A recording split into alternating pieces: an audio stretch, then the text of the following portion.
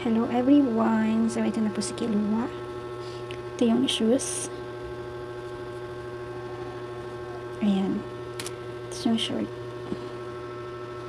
Ayan yung shorts. And ito yung top. Ayan. Isang buo siya na sinusuot. Ayan.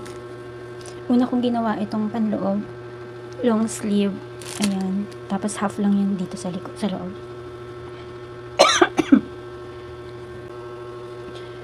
Ito yung sa likod niya. Ginawa ko lang siyang velcro. Ayan. Velcro lang siya. Ayan. Velcro sa likod. This is crochet costume ni Kilua. Ayan, tapos ito yung short niya and yung shoes. Puro fine cotton yung ginamit ko dito. Ito, fine cotton na gray. Mas ang dark nga ng gray eh. Dapat medyo light pa dito sa color, sa shade na to. Ito yung ito yung gray. Fine cotton siya na 8 ply. Naka-double pull ako. Bali 16 ply yung ginamit ko dito sa shirt na to. And then mga 8 inches lang to, itong height, ito.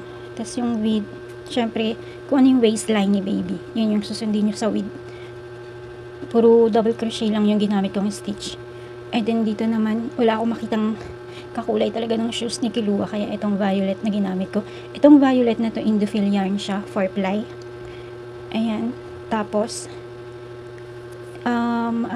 single pull lang yung ginamit ko dito.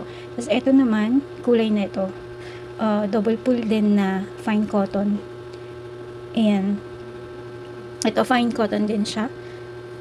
Naka double pull ako dito. Dito naman sa blue, sa panloob niya, single pull lang ako. Ay hindi, double pull din pala siya. Kaya lang manipis kasi yung ano niya. Kaya mas makapal to. Basta po depende kasi sa ginagamit natin na yarn. Tapos ang kulang ko na lang sa kanya yung buhok ni Kilua. Ang ko, para masave ko yung time ko, ito yung aking mga nireject ng mga customer ko. Si Ghost Fight, si Jericho, si Chopper, at ito. Ay, hindi rin pala pwede.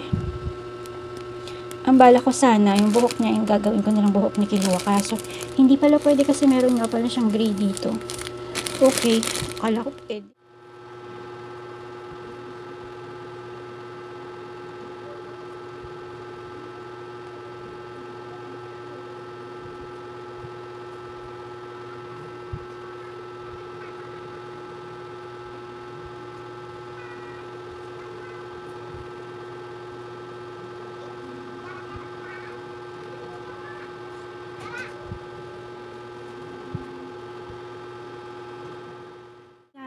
Tapos na yung aking headdress ni Kilua. Eto. Sabi, hindi kasi kaya ito. Ayun, sana yung gagamitin ko. Kaso, hindi pala siya pwede. So, eto na lang tayo. Done na tayo for Kilua. Pipicturean ko na siya para isend sa aking buyer. Ayun. Okay naman si buyer. Done with Kilua. Tapos ito pa rin silang tatlo.